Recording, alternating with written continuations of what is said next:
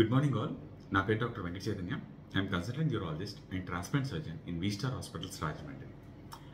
So ఇవాళ నేను చెప్పే టాపిక్ ఏంటంటే కిడ్నీలో ఉన్న స్టోన్స్కి సర్జరీ అయిపోయిన తర్వాత మనం తీసుకోవాల్సిన ఫాలోఅప్ ఏంటి అండ్ జాగ్రత్తలు ఏంటి. సో రాయికి ఆపరేషన్ చేసే ముందు శరీరంలో serum, PTH parathyroid hormone, calcium, uric acid and phosphate అనే 4 రక్త పరీక్షలు ఖచ్చితంగా చేస్తాం.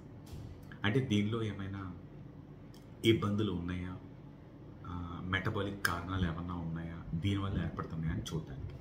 ఆపరేషన్ అయిపోయిన తర్వాత మనం రాయిని పరీక్షకు పంపిస్తాం.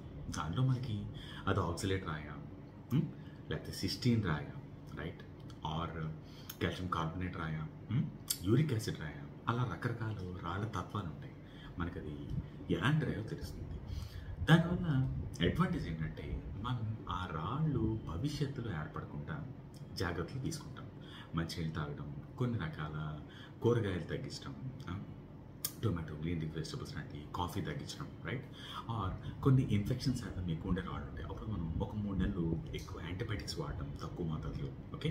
ఆర్ యూరిక్ యాసిడ్ రాయి ఉంటే మనం ఫెబుక్సోస్టాట్ అనే మాత్ర ఒక 2 ఏళ్ళు వాడడం, 40 mg/d ఇలాగా. సో ఇలాంటివి మనకి ఆ తత్వం లేకపోతే ఆ నేచరు తెలిసి మనం జాగ్రత్తలు తీసుకోవడానికి హెల్ప్ అవుతాయి.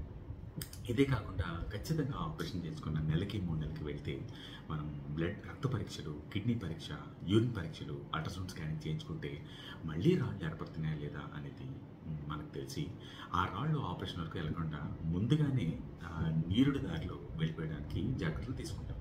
కాబట్టి ఫాలో మాత్రం మర్చిపోవద్దు. Thank you.